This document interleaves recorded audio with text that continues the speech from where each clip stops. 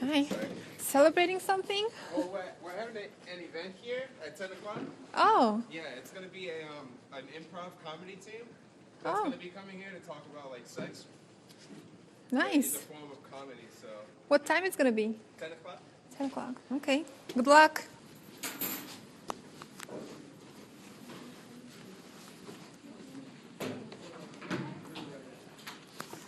State Senator Nina Turner is opposing the legislation. To become law, the bill must still be passed by the state Senate and signed by the governor. One of the reasons, in my opinion, that these abortion bills are so insidious, so dangerous, is because it chips away at the notion of personal liberty, your right. And what can be more fundamental to your personal liberty than being able to control your own body? What do you think makes a woman want to have an abortion? Well, there's probably a lot of, I'm not a woman, so I'm thinking, if I'm a woman, why would I want to get, some of it has to do with economics. A lot of it has to do with economics. I don't know, it's a question I've never even thought about. Prior. Pause after this question he's never even thought about. You might want to think every now and then. If you haven't thought about a question, for God's sakes, man, I don't have an opinion. But maybe he should have gone with his first thought. You know, I'm not a woman. What do I know? There's a lot of these dumbasses just got they got run out of Congress just recently. There's 6 or 7 of these guys that said outrageous things, mostly about rape, recently in this last election cycle. Todd Aiken, Todd Aiken, unemployed gentleman who lost his election. They asked him if he allowed abortion in cases of rape, and he said, now, from what I understand from doctors, in cases of legitimate rape, a woman's body has ways of shutting that down. And in other words, yeah, there's like a magic fairy that lives in her uterus, you know, and shoots rays or something. I don't know, and things like that. So this guy lost badly. And legit. So in other words, basically what he's saying is, if a woman says I got pregnant from a rape, she's lying. That's what he's. Because in real rape, the woman's body has special powers, and it actually stops the pregnancy from.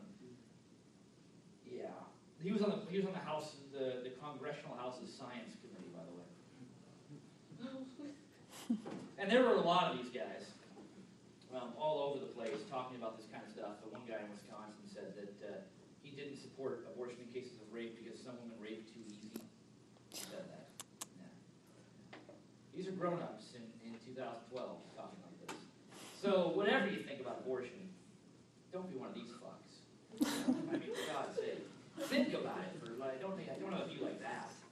To Roe v. Wade, when abortion became legal, we found that women who had money always had access to safe abortion, whether or not it was legal. That was not true for poor women, and many of our older doctors, when they were doing their residencies, would see those women in emergency departments. So we wanted to make sure that all women would always have access to abortion care, and our government and Ohio, the state of Ohio, has made sure that it's more difficult for women to access that care. It's going to be very, very hot today. LaToya Parks is 8 weeks pregnant. Today she's going to have an abortion. I love you. While she's at the clinic, she'll depend on a neighbor to check on her 8-year-old son. A single mother, LaToya last had a job 4 years ago when she worked as a cashier for a grocery store. She says she can't afford the cost of another child. She falls into the demographics of those most likely to have an abortion: minorities, low-income women, and single mothers. It's LaToya's 5th abortion here. 5th, yeah, a little shock. It definitely wasn't our fault. Neither one of us took the precautionary steps to prevent pregnancy, so I take total responsibility for it. I would imagine moving forward you wouldn't.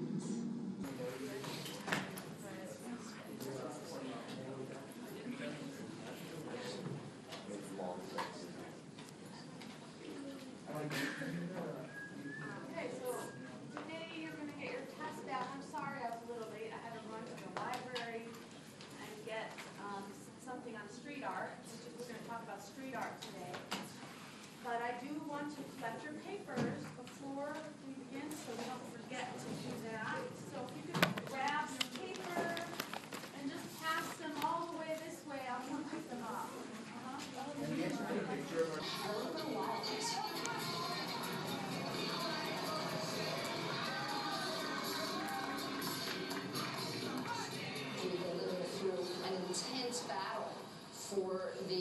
commercial and safety control of streets, in which corporations, including stores as well as advertisers and billboard companies, and the police are trying to control the areas through which the most traffic, the most people, the most messages flow. Putting artwork up in the streets is one of many ways to try to claim a space in the city for a non-commercial, non-authoritarian use.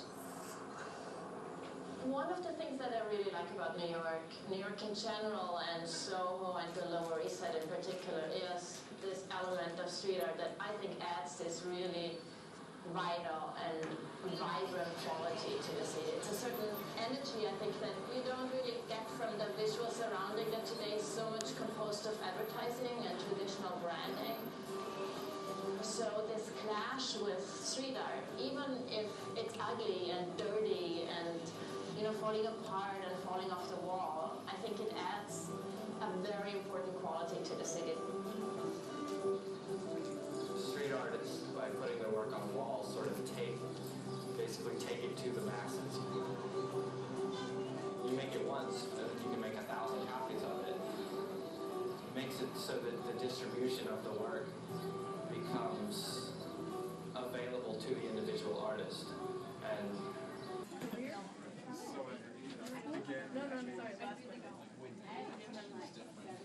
oh, you're your Harvard email. Oh, okay. So little. You can just use my Harvard email. It's C. I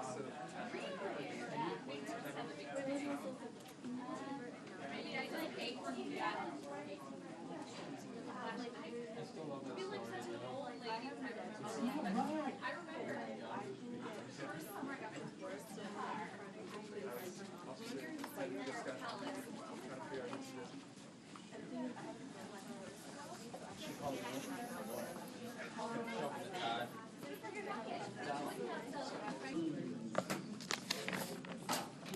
The envelope's supposed to be big like this, or?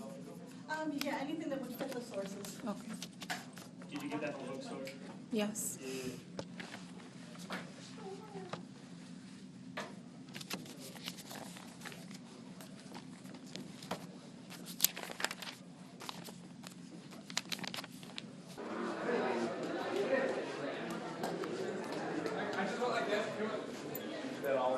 There's only one cup on the table.